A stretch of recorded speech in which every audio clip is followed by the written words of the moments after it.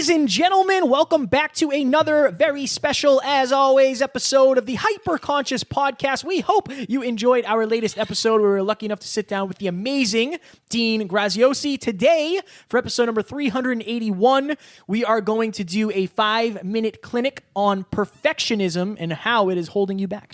So perfectionism is definitely something that I've struggled with in the past. Thank you again, Tiff, for putting this suggestion in Hyperconscious Nation. Wow. I think you did Topic Thursday, and then she commented about Every this. Thursday is Topic Thursday in Hyperconscious Nation. So what Kevin and I have figured out is that the drive to 5, if you're a 10 on drive to 5, you probably tend to deal with perfectionism. Kev, I know you don't deal with it very much. Not really, no. What would you define perfectionism as? I don't know. It's interesting because from my perspective, Lauren Tickner said something about perfectionism is procrastination. Dressed up all fancy. Yeah, and I would say a couple of things. If you're procrastinating, there's a good chance you don't like what you're doing. Like, think about that. The days that you procrastinate on going to the gym are the days you don't want to work out. Right. But the days you're excited to go, you can't wait to go. Right. So I think that's one of the things is like, what are you procrastinating on? So I think there's some form of resistance there, whether it's pain, whether it's uncertainty, whether it's perceived pain or uncertainty. Like, you just don't feel like doing it. You know it's going to be difficult. You know it's going to be hard. That would be my question to that. And then what is the worst case scenario? Like, the worst case scenario is you release this thing and somebody messages you and says what? Like, you should have spent some more time working on it? Like, yeah, I guess. Right. But you're leaving so much on the table. And this is the problem. With extreme perfectionism, if you're mastery driven, you'll get so good in between the time where you should have released it and when you go to release it that you're going to know way more. And you're going to have to continue. You're going to have to do version 2 before you drop version 1. Rinse and repeat. That's going to happen. Right. That's going to happen. So we've talked about this in the past. When we go into a speech together, typically I under-prepare and get disappointed after the speech in my own performance. You tend to over-prepare and have the pain before the speech. Yes. So I get the pain after, you get the pain before, and I think that's the drive to 5. We have had a situation at the Movement family where you feel like you egoed up before, didn't prepare, you didn't have any pain before it, got the pain after. I got lots of pain. And I think that if you are on Kevin's end of drive to 5 and you struggle with self-doubt, most likely you're going to have a lot of nervousness before the event, before the speech, before the test. And then afterwards, you'll probably be really proud of yourself because you thought it would go poorly. Whereas if you're on my end of drive to 5 and you're a serial optimist, you automatically assume it's going to go great. So normally you get perception versus reality. If I believe it's going to go awesome, regardless of whether or not I prep, and again, this is subconscious, then I go and review the episode and go, oh, that's not nearly as good as I know I could do. So if you have really high self-confidence, most likely you deal with perfectionism because it's very hard to live up to that ideal perception of your future self. But what's interesting about this is that you'll never actually improve unless you put in messy action. Well, and I think the other thing too is like you probably have a very high standard. Yeah. That's fine. Like, I love that. I love the fact that, okay, I'm a perfectionist because I have a very high standard. Understand that most people don't have the standard that you have, and they won't notice a 1% Right. Detriment or a 1% difference between your 120% and your 119%, because you're naturally going to give more than 100 anyway. Right. Nobody's going to realize that. Yeah. Really nobody's going to realize that. I literally ran an Instagram ad and I spelt something wrong in the Instagram ad, and somebody called me out and said, dude, you got to proofread these before you do them. You're right. You're right, I do. I deleted it, fixed it, and then put it up again. Whoop-de-doo. No, I But love you know what that. I mean? Like, it is what it is. It's not the end of the world. And guess what? I've gotten X amount of followers from that. It's just... It's better than not having done it at all. Because if I didn't do it, I wouldn't know there was a problem. Exactly. And if it had to be perfect, like in my mind, it was like, okay, I'm gonna run an Instagram ad for the first time ever. I'm gonna spend $150 on an ad, like see what happens. And I'm like, I don't have any good minute videos. Like maybe I'll just cut one up.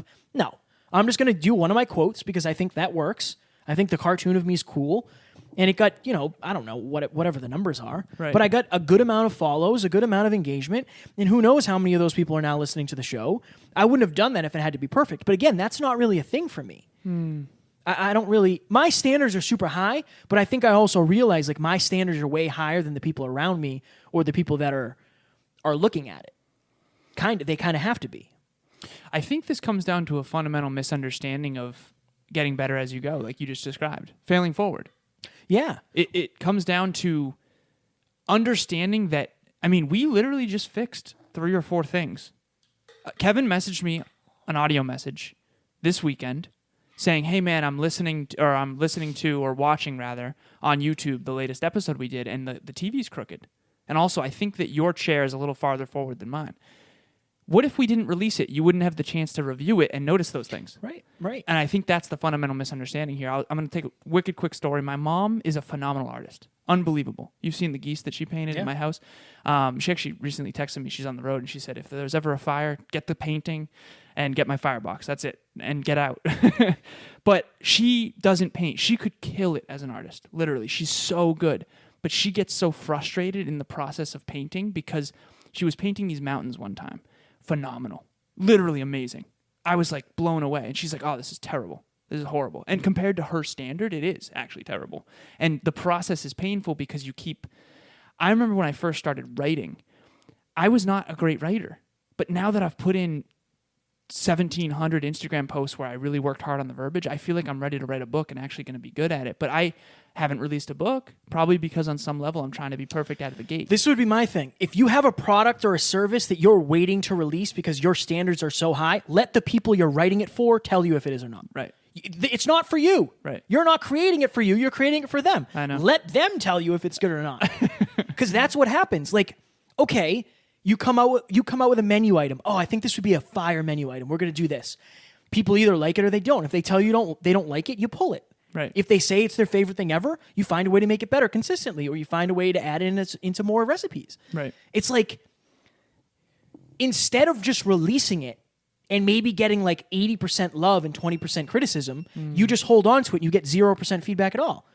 Which is not useful. It's the opposite of useful. Right. Because then it convinces you that you need to make it perfect. Right. And it's never going to be perfect. And if you have an ego, it's hard to take that feedback. I don't feel like I deal with perfectionism as much as I used to because I'm not afraid of the feedback anymore. I made breakfast this morning for Emilia's dad, Father's Day, and for her whole family. And Emilia and I are not great at cooking, but we literally said, like, we're failing forward. Like, I had to cook the bacon in the microwave instead of in the oven because the oven, her mom said, is going to take like 35 minutes and it wasn't timed right and all this stuff. And honestly, I just don't care. It's on my give up list. I'm not trying to get good at cooking, but I did tell Emilia this will be the last thing I say. I said, let's cook this more times in the future because not only is it delicious, but we'll get better at cooking this exact thing. So it's like, why not get better? Imagine the magic moment we created by the lake with her family, and her father loved it for Father's Day. Imagine if we were so worried about not being perfect that we didn't even try. And I feel like perfectionism definitely is procrastination suited up all fancy. I think that's fire. Yeah, I think, Lauren Tickner said it best. Yeah, I don't know. I feel like you're selling yourself short. Yeah. Like, I appreciate the fact that if you're a perfectionist, you probably have very high standards. But your standards are so high that they're not allowing you to help anybody. And you can't even meet them yet. Right. Your standards are too high for your current reality. Right, yeah. Yeah. And I think the other thing, too, is you don't have... This is what I've given advice to people who are perfectionists. Release the product. You'll then have necessity to fix it. Yeah, the pain will make you fix it. Right? Like, I created the first hyperconscious website. I did it because it had to get done.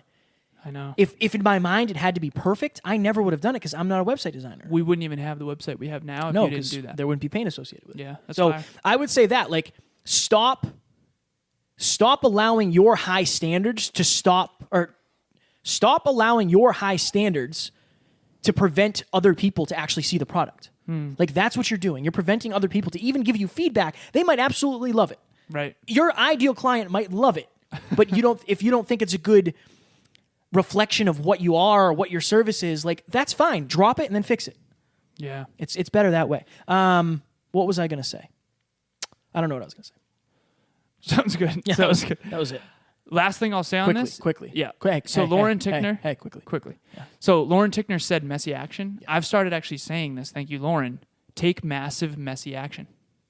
Every single episode we've ever done, there was some feedback that we got on it and improved.